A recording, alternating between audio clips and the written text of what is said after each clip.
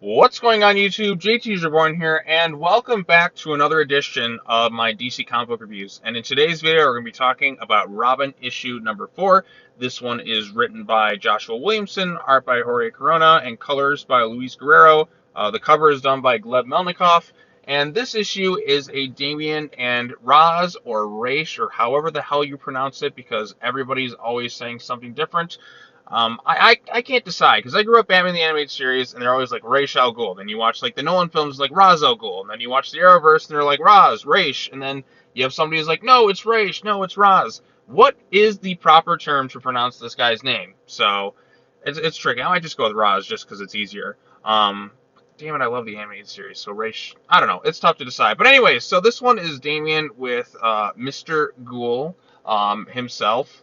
After the end of the last issue, he obviously got into a fight with Connor Hawke, and he got knocked down a peg, but he was rescued by Ra's al Ghul. But immediately, this issue gets a 10 out of 10 for the first stuff that happens. Obviously, we still kind of open up. Let's go ahead and summarize this thing, and we'll get to overall final thoughts on it. So anyways, as the issue begins, we kind of go into that manga that Damian's been reading. I'm not exactly sure what it's supposed to be representing just yet, because I don't feel like we have the bigger picture, but Damian definitely views himself, I think, as Ren, and he's kind of looking for, I guess, a Hannah out there. Is that going to be Flatline? I mean, based on the solicitations, it kind of showcased that that's going to be something there, so maybe she's going to represent Hannah in this storyline. But yeah, I'm kind of curious what it's all going to like add up to, but I think we'll know once we get the full picture of it. But it's basically in this whole painting thing, and he's always like, Hannah, wait, and then there's something internally going on with him that story is supposed to represent, because he's looking at this portrait and he sees it's kind of broken. So that's kind of representative of what's going on with himself. But as, again, the best thing, the most happy thing about this issue is Goliath is back. Now, as soon as I saw the preview for this thing and I saw Goliath was back, I'm like, instant 10 out of 10 issue. Like, anything else that happens, it doesn't matter. Goliath is back. I love Goliath. Like, I love Goliath in Robin, Son of Batman. Love when he shows up in Super Sons. I loved him even in the Percy Teen Titans book. Goliath was always great. Then, for whatever reason, once Justice League No Justice happened, Goliath was taken away from everything. Like, there was no explanation for where Goliath has been. Was he in the Batcave? Was he somewhere else? We did not see Goliath for, like, I don't know, like 3 years in the main continuity. I think he showed up in the Batman Beyond book, but that's kind of an Elseworlds storyline. But the fact that we got no Goliath for so long without any real explanation was really criminal. And, you know, now that it's kind of come out that, like, Damian was originally supposed to be a villain in 5G, which totally explains the disaster that was the Glass Thompson Teen Titans book, and why that book just seemed to solely exist to kind of ruin his character, because they were setting him up to originally be a villain. Then the pandemic hit, then Didio was gone, and then a lot of plans obviously changed with his character, hence why everything was kind of taken away. You had him giving up the Robin mantle, you had him losing his friends. You had everyone kind of abandoning him, and then Goliath coming here. They wanted to make him a villain. But now that that's kind of changed, and now that Damian's got his own solo book, and now that John has his own solo book going on, things are definitely changing. But yes, Goliath is back. I really appreciate that. My favorite moments in this issue is kind of, there's this one panel of like Damian training with Raz, and you have Goliath kind of mimicking their moves.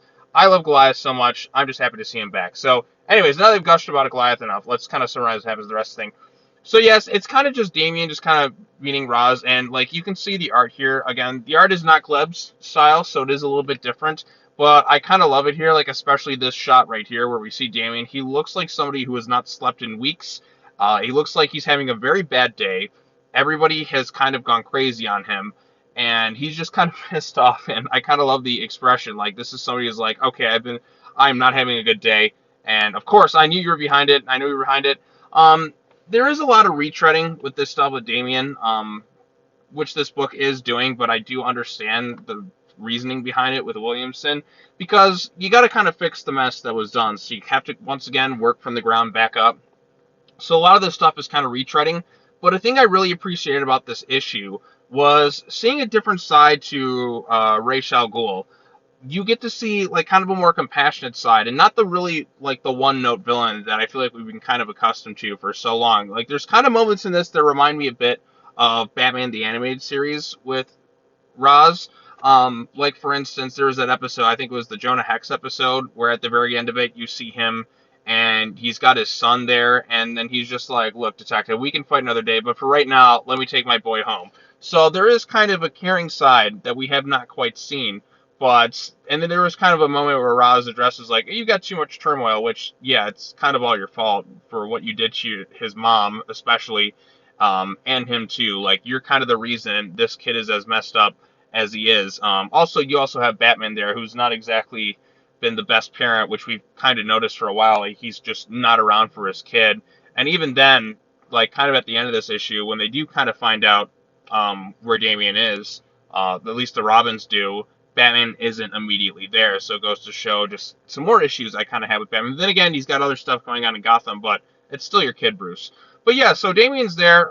He talks to Ra's, who's basically just become who, after the whole Batman and the Outsiders thing, which is a really good book by Brian Edward Hill, which I do recommend you check out. They do kind of reference that. After he kind of lost everything, he kind of just went onto this island and has just been kind of living in peace, kind of like meditating. He's kind of become like an old wise mentor of sorts. He's kind of he ended up kind of a broken man. Like, he kind of lost everything. So it seems like he's going to kind of take some time to meditate on his own and just kind of keep to himself for a while. Maybe we could see some change in Ra's al Ghul. I think that would be very good to kind of freshen this character up and show a different side to him, a more compassionate side. And again, Damian's not happy to see him. He's ready to fight. He's like, I'm going to kick your ass, old man.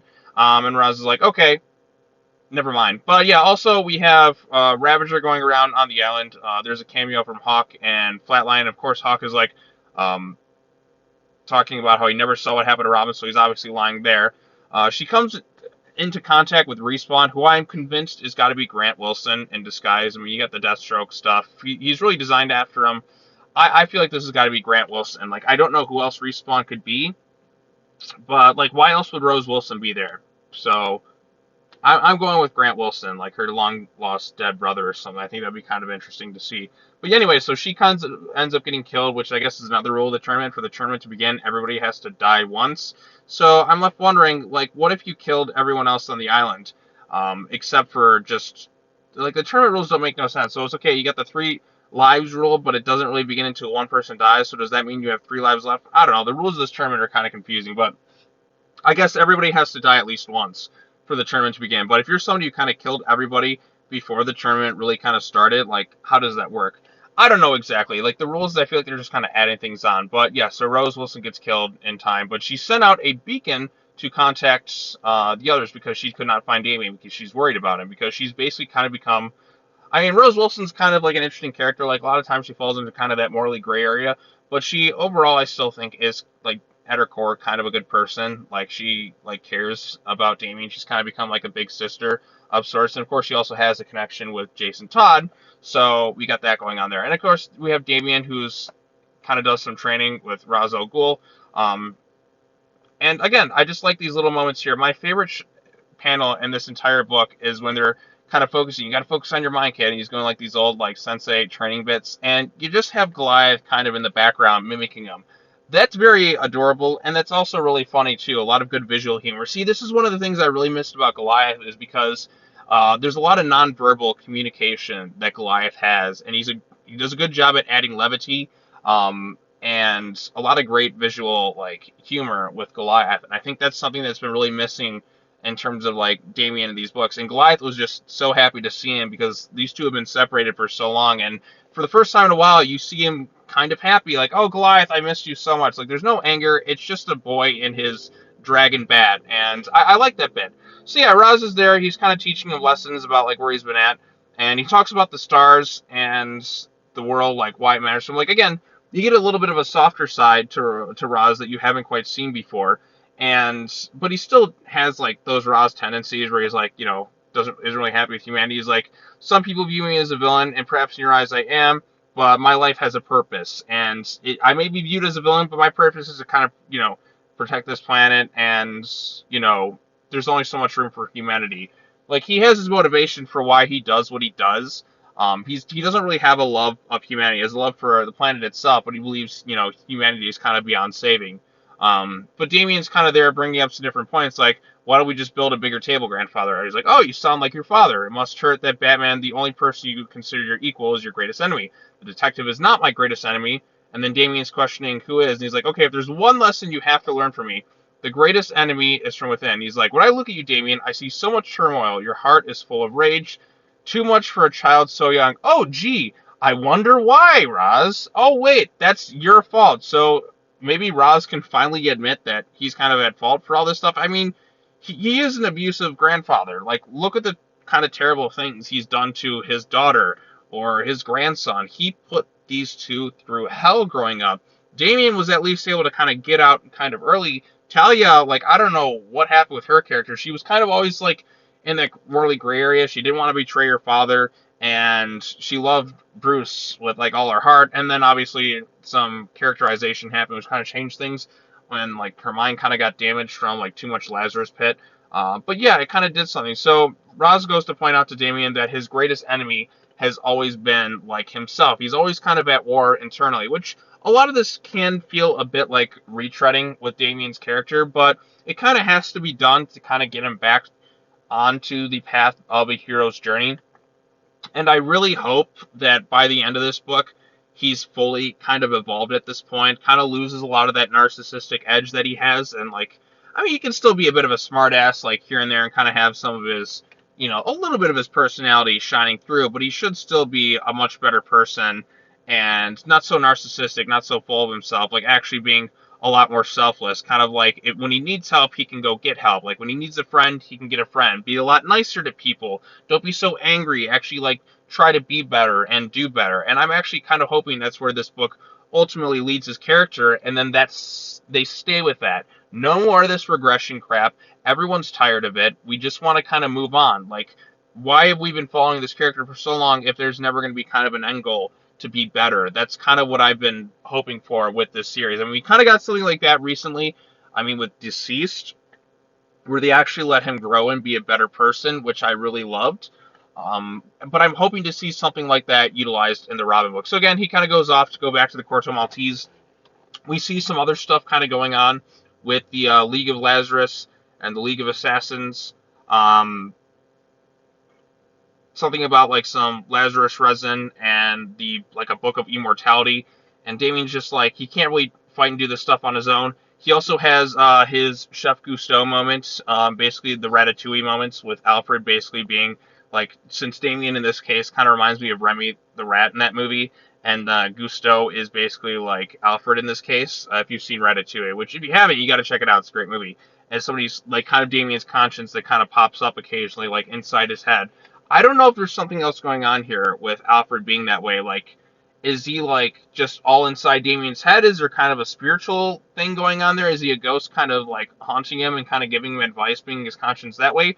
Or is Damien just kind of at war with himself? He's kind of broken mentally after all the stuff he's kind of been through. And maybe Alfred's there to kind of give him advice. Because Damien's just like, as he's talking, like he's seeing Alfred, which isn't quite the normal thing to do. Or maybe it's an American Werewolf in London thing, where his like spirit's just kind of following him. So yeah, Damien's kind of curious about this whole like, because Roz himself wouldn't tell Damien what's going on. He's like, whatever you do, just don't go to the island. Nothing good can come of that. So if, you know, Rachel Ghul is saying something like that, then you know something really serious. But this is a case, and Damien has to solve it. He's like, I'm not ready for a fight, but I have to kind of figure out what's going on. And as he's kind of going to escape, there's people kind of following him, like, we missed him, darn it. And then eventually, kind of the surprise reveal at the end of this thing is the Robins are all there. For the first time in a long time, we have Tim Drake, we have Jason Todd, we have Stephanie Brown, we have Dick Grayson, and the issue ends on a bit of a cliffhanger here, where the Robins kind of show up as like, it's time for you to come home, Damien. So Damien's got this case to solve, and he wants to win this tournament, and he's got other stuff going on, but now everyone's kind of showing up to kind of bring him back. And then the next issue teases Robin reunion or Rumble. Like, what is Damien going to do? Like, he wants to. He's got to figure this out on his own. He can't just go home just yet. He's got to figure out what's going on at the League of Lazarus. Is he going to actually like ask them for help on this thing? Be like, look, I have to do this thing on my own. Are they going to kind of forcefully take him home? What's going to happen with this? Because I feel like they don't really want to leave him alone anymore after this. Because like, you know, Dick Grayson's there. There's no immediate hug or anything, but there definitely is a smile, at least on Dick's face, now that he is reunited with them. And I'm really excited to see him kind of interact with the rest of the family, because it's been a long time since he's really been connected with all of them. But they're all kind of there. They figured out where he was as a result of Rose Wilson, who kind of rats him out. But maybe they're going to lead to something good in the next issue. Maybe they're going to help figure out what's going on with the tournament. Because Damian's involved in the tournament, maybe while he's doing something, the other Robins can kind of investigate the things that are going on. I mean, Rose Wilson, they lost communication with. That should kind of ring some alarm bells. Maybe he's going to finally inform him. I feel like this is something he should kind of do on his own. I feel like maybe bringing in the Robins and that could be a little bit too early in the story because I'm not exactly sure what's going to happen. Like, is he just going to kind of sneak off and kind of do his own thing? Are they going to bring him home right away? Is he going to tell them, like, hey, look, there's this whole tournament thing. I got to figure this thing out. I may need your help. I kind of want to see him maybe kind of work with them a bit in the shadows. Like, hey, look, this is something I have to do. I have to solve this thing. Like, it's because it's a case. It needs to be solved. If I'm ever to be better, I have to do some things maybe on my own for a bit. Or maybe you guys can kind of help me, like, in the shadows and that. Maybe we can work on this together with me kind of leading the way. Like, I feel like this should be like Damian kind of off on his own, like learning to do things maybe away from the family a bit, but perhaps now he's going to start to utilize some more life lessons and do things like his own way, a little bit better and such. I don't know how it's all going to turn out, but I am excited. And overall consensus, I did quite enjoy Robin number 4. Is it the best of the 4 issues so far? I don't know. I like the kind of quieter moments. We didn't quite progress the plot too much forward. Again, it's kind of like taking a long, slow burn with this book, and I do appreciate that. Like, I feel like once we kind of get like the whole story, like it'll kind of like going back and rereading it all, it'll kind of all come in as like a bit of a it'll be paced pretty well. It all makes sense kind of in the end. That's at least my hope for all of it. I hope the next issue is a little bit more fun. I'm excited to see a lot more of the other characters like Flatline and seeing how Rose reacts to maybe the Robins kind of showing up and stuff. I don't know. It's kind of all up in the air at this point, but I am enjoying the Robin book. I like seeing a softer side of Ra's al Ghul. I kind of wish he would have perhaps even apologized for the horrible treatment that he's put Damian through. I mean, it's cool to see a softer side, and I kind of want to see this showcased a lot more. It makes him less of a one-dimensional villain.